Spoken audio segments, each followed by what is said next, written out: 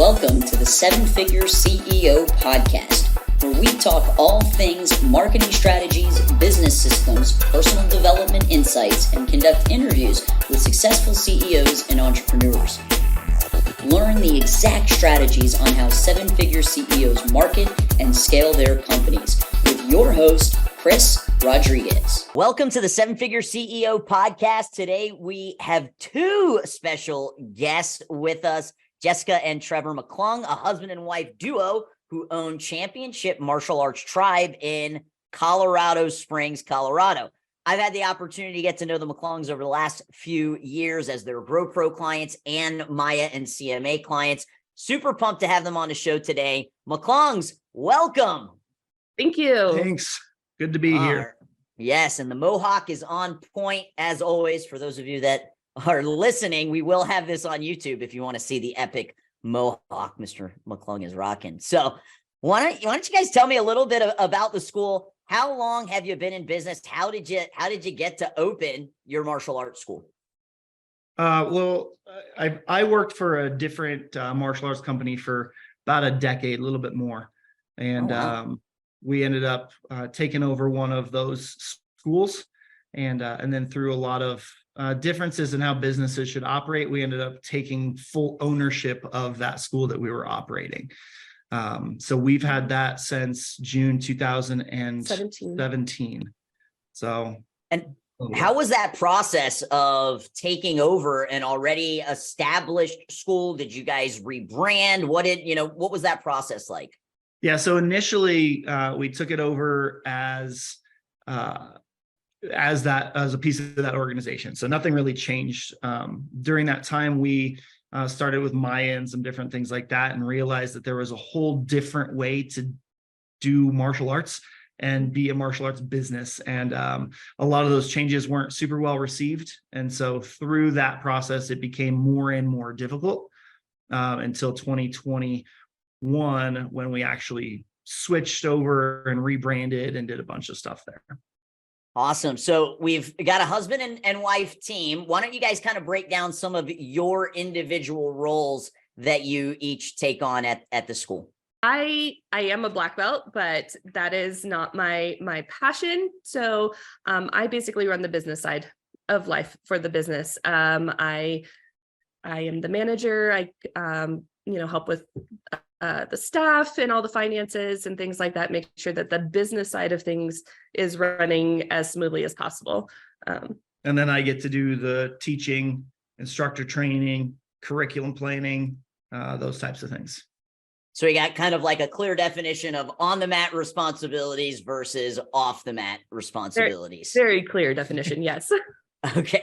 And that's really important, right? That was one of the big lessons I learned when my wife, Stephanie, and I were growing the school together. I'll never forget there was this morning where she was in her office, I was in my office. I couldn't even tell you what we were working on, but we reconvened at lunch and asked, what did you do all day? And both of us were working on the same exact project, but we didn't communicate that to each other. And it's just so important to make sure that those roles are, clearly defined in the school. Otherwise, there's really nobody to, hold accountable. So it's great that you guys figured that out. Why don't you talk to me a little bit about, the location of the school, when you started, where were you at? Now that you're part of Maya CMA, where are you guys at now? What are the different programs you offer? Just kind of a little bit of an overview of Championships Martial Arts Tribe. Yeah, so we're in Colorado Springs, down towards the south end of the city. And when we first got started, things were okay. We were about 3-4 miles north of where we are right now, so not very far. But the facility was really big. It was 10,000 square feet, 2 floors, lots of wasted space and some different things like that. And so we were there for a while, realized it wasn't going to be a good fit for the future. It just didn't really work. So we relocated to something way smaller, half the size, a little bit less. And we're at 3,600 square feet now. So just kind of changed that all up. But we once we fully, in 2021, When we fully kind of embraced Maya and CMA and those kinds of things, we were with them for longer than that. But when we fully, because I think started with them 2019. When we fully embraced that and kind of took those things and actually did what we were supposed to do, then things kind of took off pretty significantly for us. It was pretty awesome. Yeah. I have a very similar story in regards of going, having like this huge location and actually downsizing. And I think it's interesting that you guys made that decision. I was in a 12,000 square foot facility, 2 floors, 4 training areas, and it was just too big, a lot of wasted space. I remember looking at all of the walls that one needed to be repainted and just thinking like, I don't have enough artwork and things to put up on the walls because there's so many walls. And I was really worried of transitioning from a 12,000 square foot down to a 5,000 square foot. So I'm curious, what was like the straw that broke the camel's back, or was there a specific, maybe situation or scenario that occurred that you guys were like, man, this is just too big? For me, it was the realization that we had 17 trash cans that had to go out at the end of every night because the place was just so big. There's a trash can in every room. So was there something specific that happened that made you guys realize like, okay, it's time to downsize? Yeah. I mean, I think that COVID was a huge one. 2020, we weren't really, at the beginning of 2020, we couldn't use the space at all. And so we had this huge facility and, we were using one classroom space to do Zoom videos, to help our students. But then the rest of that space, we were having to make sure it was warm enough that the pipes didn't freeze. And we had to make sure, that the electricity was still going and water and those different kinds of things, and having to make sure all the toilets were fixed. We had a leak in a toilet that cost us, way too much money. And so, the rent kept kind of going up. And it was more expensive because even when we came back from COVID, we had realized like, well, we don't even need all of this space, even with spacing requirements and all those different kinds of things. We just didn't need the room that we had. And so we were only using half of the building, but we were paying for the whole building, plus all of the utilities and those types of things. So it was an easy thing to see, that we were like, it's just bigger than what we need. And then we had some other things happen that kind of forced us out, but that's a whole different thing. Budget was a big deal with making that decision. And we could have gone anywhere in the city. Colorado Springs tends to grow out instead of up. So there's lots of places to choose from. We actually made the decision to go towards the south, which is cheaper, but it's not nearly as saturated as other parts of the city as far as martial arts schools go. So we took a big risk going down there, but it's definitely paid off. Definitely a good choice. And in that transition of, going from 10,000 square feet down to 3,600 square feet and moving a few miles, I'm assuming, did you guys lose a lot of students? What did that look like numbers wise? So numbers wise, it really didn't affect us very much. And we moved at the same time that we split and rebranded. So it was a big time of anxiety for us, not quite knowing what our students were going to think of that transition. But we only lost maybe 10 students in the entire transition. We kept everybody else.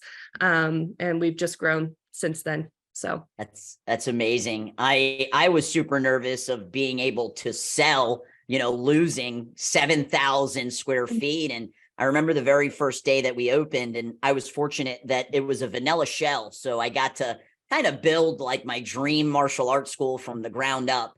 And I remember people walking in, and we have very, very high ceilings. So we're in a flex space, and they walked in and they were like, this place is so much bigger than the other school. And I'm like, it's 7,000 square feet smaller, but because we were able to build it out to like the perfect specs of what we would want a martial arts school to be, it actually felt bigger, which was kind of crazy. And I had a lot of anxiety about, moving and going into a smaller place, and very similar outcome where we really didn't lose that many people. So that's great to hear. I'd love to touch a little bit more on COVID, right? You just kind of said that was one of the big catalysts that made you decide like, okay, it's time to get out of this, 10,000 square foot facility that is sucking our revenue, right? Because our ego says bigger is better, but it's actually better to have a small dojo with big profits. If you want big anything, you want it to be the profits, not just the square footage of your school. I'd love to know, for each of you individually, how were you guys affected by COVID? And if you had to sum up your game plan, what was it? And Mrs. McClung, we'll start with you and then we'll pass it to Mr. McClung. My story is completely different. I've owned part of the business since 2017, but I was actually a full-time elementary school music teacher for over a decade. And so COVID affected me very differently I was already thinking about leaving teaching and going full-time into the business, but COVID was kind of that catalyst for me that was like, yeah, no, this is the time. When I was teaching music from my classroom over Zoom into the homeroom classrooms, and I couldn't be a part of anything and really, teach what I loved, it was kind of that, decision point that it was time to step into the business full time, which is what he needed, what the business needed. He's very much the visionary, and I'm the integrator. So he had lots of dreams, but not much was happening. And so that's kind of how COVID affected my view on everything in the business and the world in general. So yeah, so huge life shift basically occurred out of COVID. I've been taking music or piano lessons since I was a kid, and I took for like 10 years and then took a 20-year break, and prior to COVID actually restarted back up with the same exact piano teacher that I had as a child. She was still teaching, and I started taking lessons, and then COVID hit, and she was like, let's do your lesson on Zoom. And we did one lesson, and just the 1 to 2 second lag with trying to do a piano lesson on Zoom just killed it. It did not work out well for me or for her. Right. And I think that is one thing that as martial arts schools, we actually fared pretty well with. Hey, it's not the ideal scenario of learning a combat art, doing it through video. But, if you think of other industries like gymnastics, people don't have balance beams and, like bars to swing from and a huge floor to be doing backflips for. We actually, I think, lucked out in some senses that what we do can translate. It's not ideal, but it can translate on video. So, Mr. McClung, that I'm sure that was you, right? Having to head this whole transition of how do we go from on the mat in person to on the mat on camera. So what was COVID like for you? Well, luckily, I started with Maya right before that. So what was that? I guess October. No, it was the February 2020 event, right before everything just like hit. And I remember Mr. Frank Silverman got up and he was like, well, I'm supposed to talk about this, but hey, let's talk about this instead. And they kind of laid out, hey, we don't think this is going to be a big deal, but if it is a big deal, here's kind of the plan that we have, and get these things and do this and be ready for this and have this set up. And so I came back and we kind of started to get some of that in place and ready to go just in case. And I think it was like a week later, 2 weeks later, everything just kind of shut down completely. And so luckily we were ready with we had the Zoom account ready to go. So we took, I think, 3 days off of classes, and that's it. And just transitioned straight into Zoom classes. We're able to get approval from Colorado Springs to have 3 of us as instructors in the classroom at a time, as long as we were spaced appropriately and things like that. So we kind of went, old kind of Richard Simmons style, where I'm like leading and they're doing the stuff in the back, and we're rah and kind of doing all that. But then we would take the time to watch the students on Zoom and point out and give individual feedback and things like that there. So we were able to really keep that. It was definitely a shift and definitely a transition to have to do that and deal with that. But all in all, I mean, because we kind of had that heads up and we had a plan initially going in, I don't think it affected us as much as it affected other places. Although martial arts on Zoom is still not what a lot of people were looking for. So we definitely lost some students. We definitely saw some people who kind of took that hiatus there in 2020, but a lot of them came back once we were back. So. Yeah, there's something to say of having a network of peers and also mentors to help guide you through very difficult scenarios. And for me, being a part of Maya, I was absolutely nervous and scared at the time. We just brought in our son Cruz into the world like the first week of March, so you don't really know what we to expect. But to know that you have that network of people to lean on, and for me, I always knew that we would get through it because of that. So it's great that you were able to find that network prior to ultimately being shut down. Let's talk a little bit about the programs that you offer at your school and which ones are the most popular. So I guess we started with basic course, and then Black Belt Club, and then Masters Club, and we'd had a demo team already, so we kind of had team intensity, but not really. So basic course for us is 12 months, real basic stuff. We go through our first 3 basic forms. We go through disengaging and creating space, being aware in terms of our self-defense. So we don't do a lot of self-defense striking at that point. We make sure that they understand how to stay safe and how to stay out of the way if possible. So we do that a lot for our basic course, and then moving up into Black Belt Club, that's a nomination process.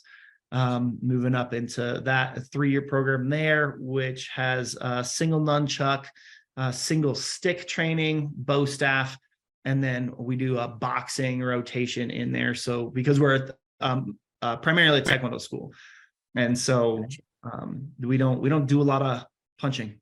Lots of kicking, lots of spinning, lots of jumping, but the punching was lacking. So we threw in some boxing in there to kind of round that out a little bit. And then moving into Masters Club, then we do double nunchucks, we add in commas, and then we do more advanced bow staff stuff, and then we add swords in at that point as well. After we got started, we did add in a little Dragons program that does pretty well. I don't say it's our most popular, but I think it definitely was more popular than I was expecting it to be. And so we've got that, and then working on building our leadership club and team intensity to a point where we can start to build and grow leaders more intentionally in the school. I think we were doing it before, but not with the same intention. And then with team intensity, just having a group that wants to drive themselves and compete and just be those students who have the opportunity to say, hey, I'm the best in the country, I'm the best in the state, I'm the best in the world, those types of things. And so is your school predominantly kids? Do you offer adult programs? What does that look like? So I love this part about our school. I think that we're kind of unique. We don't have set kids and adults programs. We're a family training school. So we really encourage families to train together. So our classes are mixed, except for the little dragons. They get their own class. But other than that, we really encourage families to train together, whether it's siblings. We have parents training with their kids. We have one grandpa who's training with 3 adult children and his grandson. And they all get to do class together. So that I feel like that's something that makes us unique and makes us special, but it's something that we have to offer and that we find our students really love and value. We put tribe in the name of our school for several reasons. And one of those is because we are a family-friendly school. Another is because we build that family within our school. So even if they don't train with family, our students become family to them. So I love it. I mean, that's definitely a unique selling point, right? There's not a ton of schools that offer family classes. I'd love to know, let's dive into that and unpack that a little bit, because you're my first guests that are on the podcast that actually offer something like that. Talk to me about what you think some of the benefits are of having kids and adults training in class together. And then are there any challenges that you have to overcome with that? I think with that, some of the benefits definitely are kids in classes initially when they get started tends to need a lot more focus, right? They're a little bit more, here's a shiny object kind of a situation. And when you have adults in the class, it kind of tends to help bring that anchor and that focus where it's not just the instructor saying, hey, do this, hey, do this, hey, do this, but you've got the adults, you've got the older teens and things like that who are in there and are being focused and can set the example.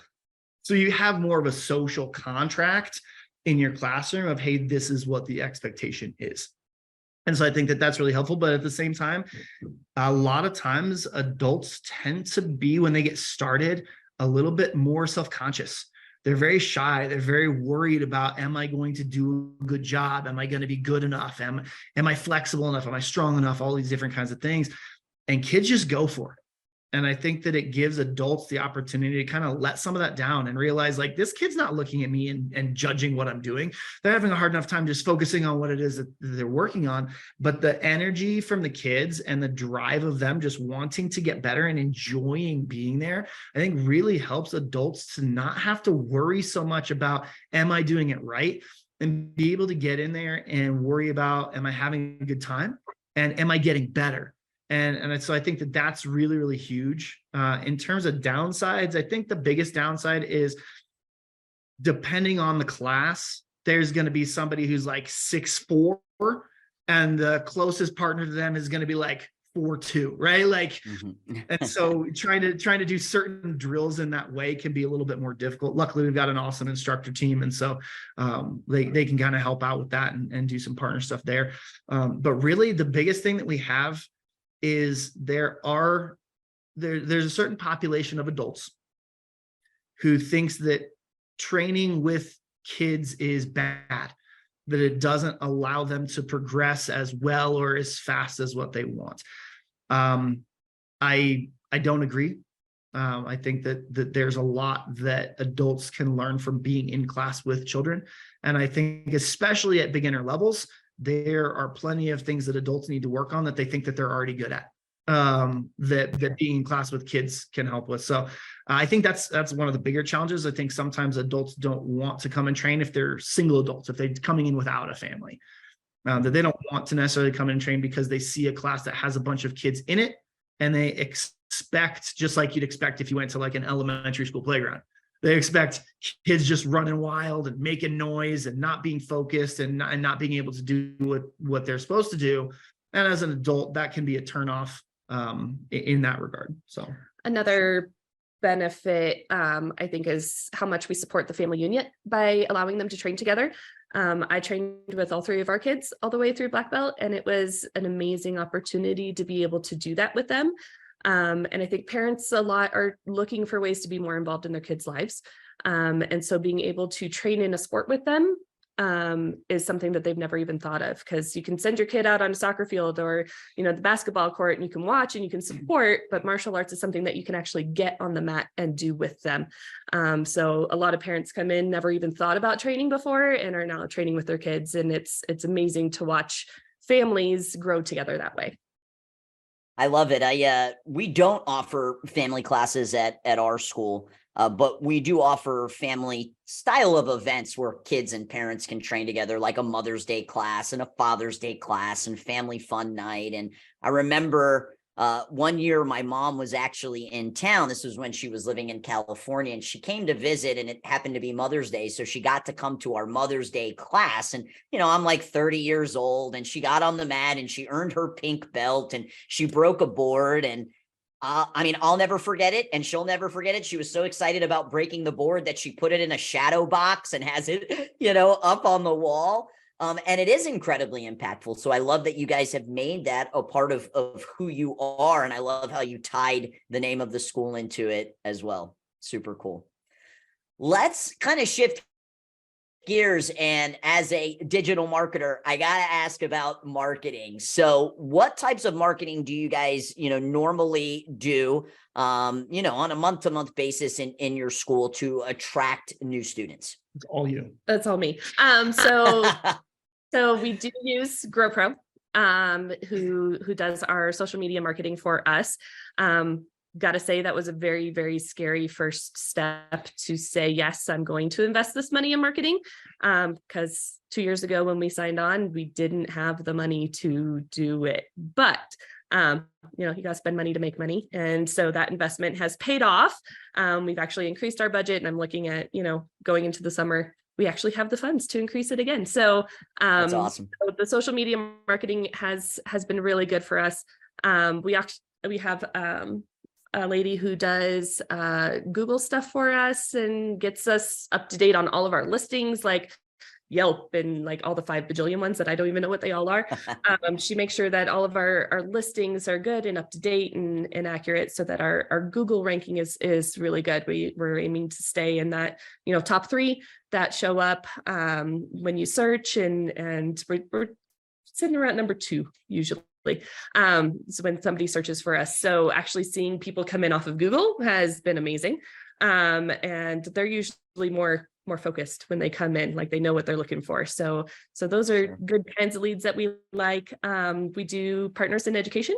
So we work with schools and do school programs with them, and we're just involved with them throughout the year in all sorts of different ways. So we get, a lot of students from there. We do vendor events. I try to have at least one every month that we hit families. That's our target audience. So vendor events gets us out there, flyers, emails out to our lead list and stuff like that. So as many different ways as we can. But yeah, trying to get our name out there and let people know that we're here for them. So. Well, that's, the super smart way to do it, because oftentimes school owners and just other business owners in general, they'll only just kind of have one marketing strategy and try to go all in on that. And if that doesn't work, well, then you have no new students or clients coming in. So it's great that, you have what I call those different lines out in the ocean. One of the questions that a lot of our listeners ask, and if you just go into a martial arts Facebook group, at least once a week, you're going to see somebody ask, what offer are you using? So I'd love for you to kind of talk about, what's the offer that you typically push, on a month-to-month basis? Does it change ever? What does that look like? Typically, we have been doing a 4 weeks for $49. And it included a uniform for them to wear while they were doing their trial. That worked really well for us for quite a while. We saw that slow down a couple months ago, and Kyle, our guy, he said, 6 weeks has been working well. So we kind of switched it up there. Saw more people with more interest there. I don't know if it's the value seems more. So people are willing to bite on that a little bit, but we typically stay within that paid trial scenario for our marketing. Yeah, it's great that you guys were able to, recognize that the offer has run its course, and that happens with offers, right? I like to use the example of McDonald's, right? Everybody says McDonald's, they sell burgers and fries.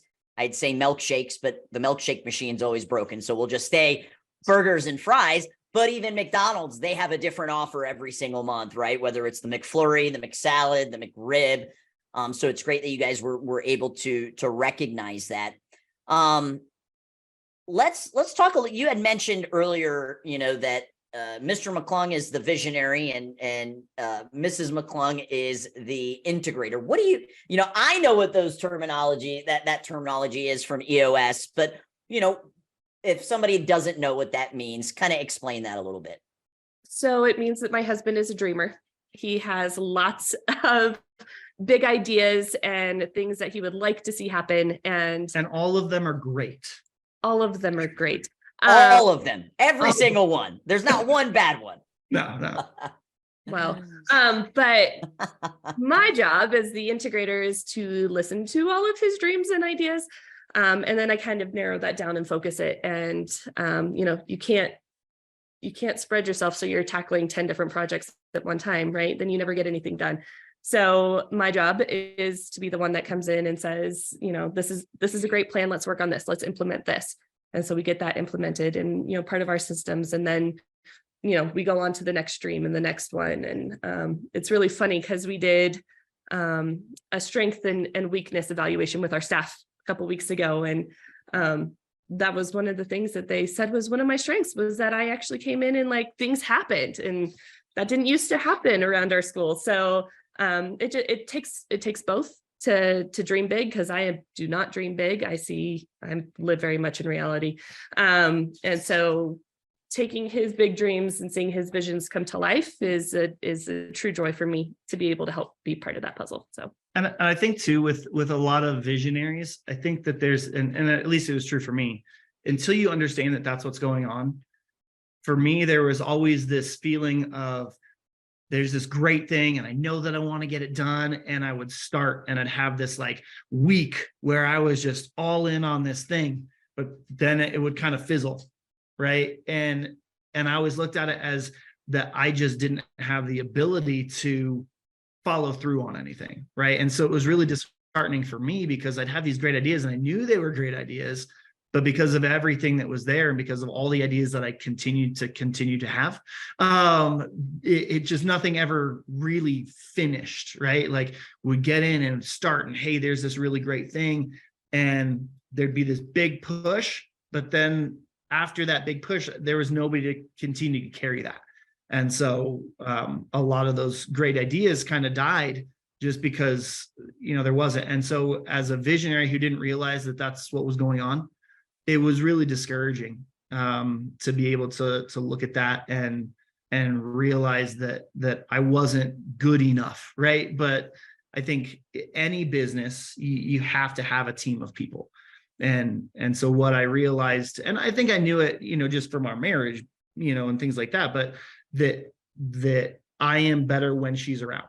And business wise, that's probably doubly so, because she actually takes the time and looks at those things and knows me well enough to be able to say, okay, which of these ideas is something that's actually important? And which of these ideas is something like, in 18 years in the future, maybe we'll get started on, kind of a thing. Yeah.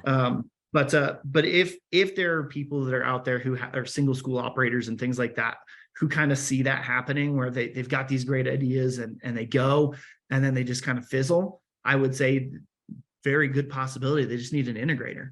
They just need 100%. Somebody who can be there as a partner to kind of carry that torch. So I think one of our light bulb moments when I was considering leaving teaching was we went through the Strength Finders book and quiz from Clifton and realized very quickly and kind of like shockingly that all of my weaknesses were his strengths and all of his weaknesses are my strengths. And, the business had been struggling and, that kind of just sealed the deal that if we want this to succeed and we want to leave a legacy for our family, that we have to do this fully together. So yeah, that's kind of how that works. Yeah, I'm a visionary as well. And typically visionaries, we have a lot of quick start, right? We get that idea, we want to start working on it, but oftentimes we don't have follow through because there's another idea or there's something else that really excites us. And the fact that you guys understand that about each other and that, together that you are so much better is absolutely going to allow you to leave that legacy. My integrator here at GrowPro recently had him read Rocket Fuel, which is a book by the Entrepreneurial Operating System, EOS, where this concept of visionary and integrator comes from. And he said, I was reading the chapter where it says, your visionary probably thinks that you're really slow. And as he was reading it, he was like, that it was as if Chris was saying that directly to him, because oftentimes visionaries are go, go, go, go, go. And the integrators are like, hey, hold on a second. We got to get all of our ducks in a row before we can go, go, go. And I think you're absolutely right, Mr. McClung, that there are a lot of single school owners out there that might be visionaries and are really struggling with the execution and the follow through.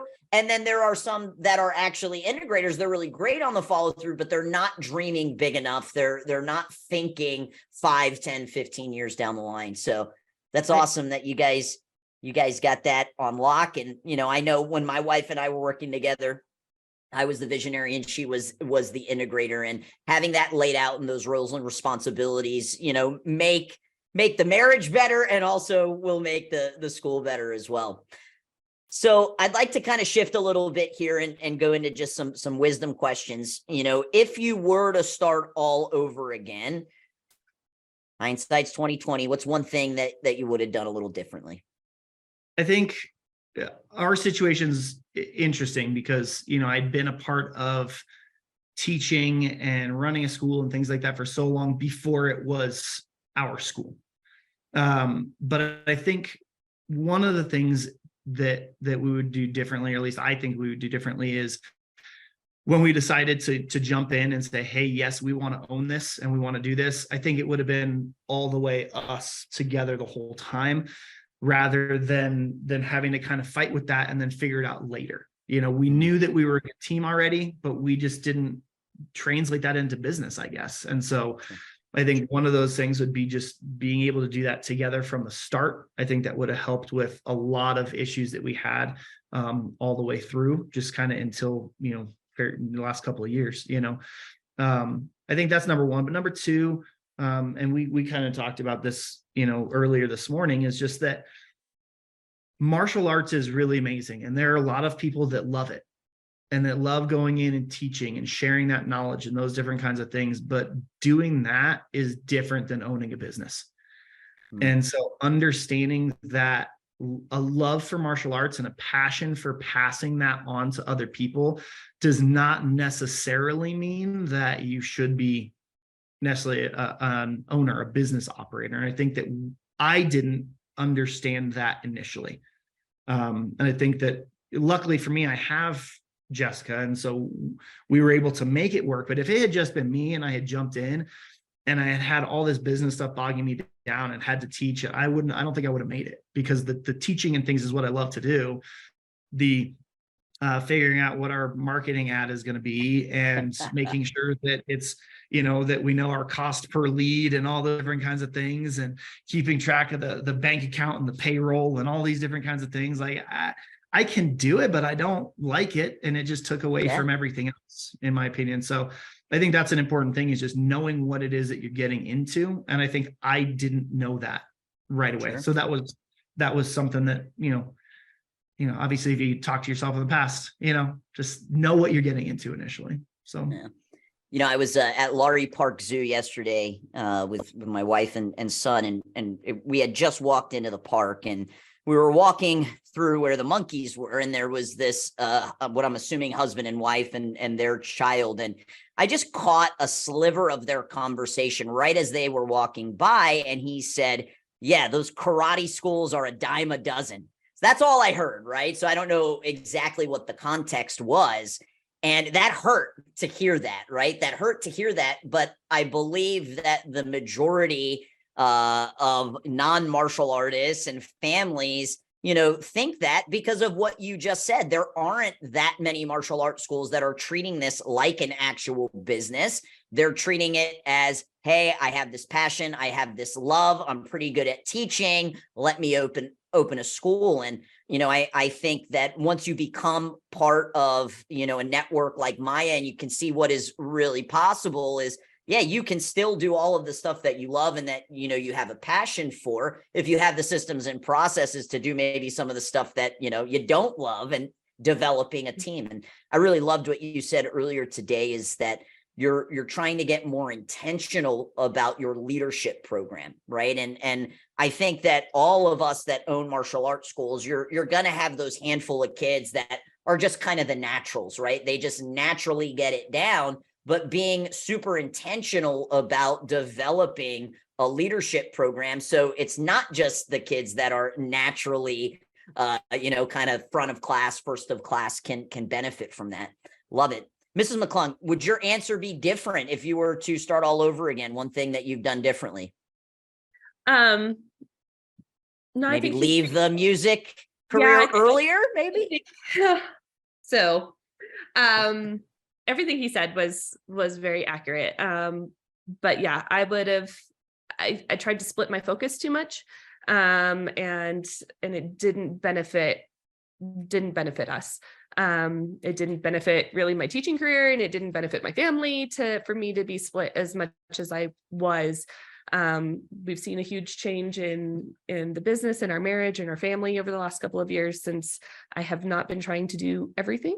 And yeah, I think if situations had lined up, I would have preferred to have leave earlier and jump in. If I think of where we are now, how much we've grown over the last 2 years, and if we could have done that, starting in 2017, we'd be in a totally different space in life right now.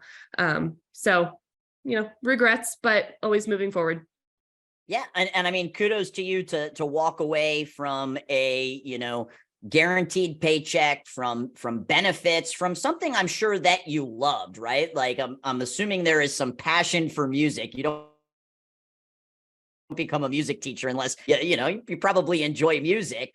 And Right. kudos to you for taking that leap and really like burning the boats. That's what you guys did. You burned the boats and you said, all right, we're done with this, and this is what it's going to look like moving forward. What would you guys say as we wrap up here, to the martial arts school owner or business that's trying to take their school to the next level? What do you tell them? Go ahead. Systems, having systems in place that work, even if you are not there. We're still working on that. It's a process.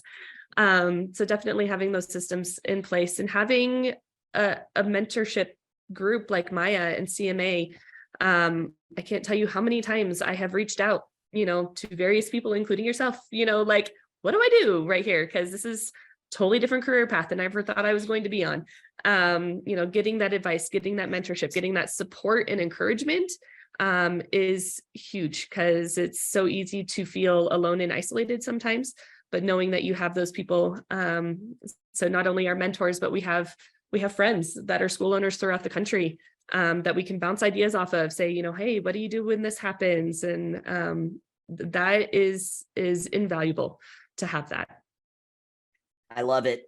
You said the systems aspect.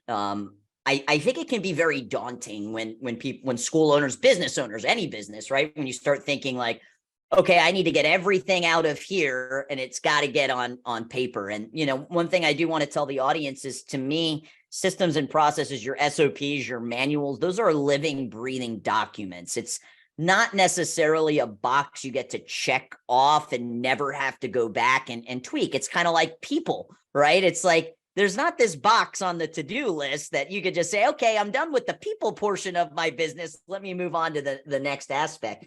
So while it can be very overwhelming to try to get everything out of the head and onto paper, it really is, to me, the pathway to sanity, so that you're not always the one that's, being interrupted and being asked a question if it is somewhere else.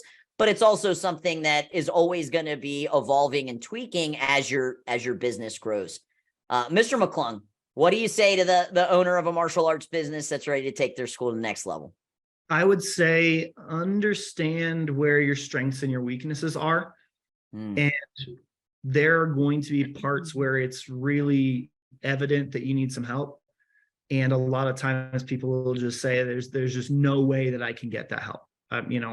I don't have the finances to pay somebody else, those different kinds of things. But having the right team in place and having people who have strengths in different places will take your business to another level, and that money is gonna get there. But you have to have a team, and you have to understand where those strengths and weaknesses are. She says systems. If it had ever been me, without her, systems don't exist. I'm like, this is how we do it. And then try to teach people and hope that they get it, right? Yeah, pay attention and take some notes, guys. Come on. Yeah, but there's a saying, you don't know what you don't know. And I think that was me for a really long time. As yes, I knew how to do things, but I didn't know the things I didn't know. And so I was teaching other people and trying to get there, but there wasn't a system, there wasn't anything laid out. And then my weaknesses became their weaknesses. And so it was really difficult to grow that way. So it's a very scary thing sometimes to put yourself in a position where you're not 100% sure that you're going to make it, right? And saying, hey, I have to make this investment to bring somebody else on board, and I have to pay them. And I don't know how long that's going to last, how much I'm going to be able to do there. I think sometimes you've just got to ready, fire, aim, right? Yes. And you just have to take that leap. And then there's a part of you, I think, when you're comfortable, that is complacent. And when you push yourself to that level of being uncomfortable and understanding that something has to change in order for you to grow, in order for you to be able to continue, even, I think your brain just kicks you into another level. and it allows you to push further than you would if you were comfortable. So school owners that are looking to go to the next level, you have to push yourself into uncomfortable places. You don't grow because you're comfortable. You grow because you're challenged. And so sometimes you have to be the person to challenge yourself if there's not somebody else who's going to do it for you. So I love it. Great shares, guys. Anything else that you'd like to share with the audience before we wrap up here? Any final thoughts? Chris Rodriguez and Grow Pro are awesome. Well, thank you. We're going to use that as a soundbite for our next Facebook ad. I appreciate it. No, really though. Awesome. I mean, you know, you as just a mentor and those types of things, all the knowledge and the nuggets that you share, and whether that's, you know, through my events or just, you know, through us reaching out, and then just Grow Pro, your team is great. And it took us a little while to trust that, you know, but we do now, and it's made such a huge difference. So we appreciate the fact that you have that, and that you're willing to kind of put yourself out there and help everybody else. So it's been awesome. Well, thank you so much, guys. This has been amazing. What a great conversation with a visionary and an integrator, a power couple. I hope you guys are so proud of what you have built with Championship Martial Arts Tribe. And thank you so much for being on the podcast. Thanks for having us. Thank you.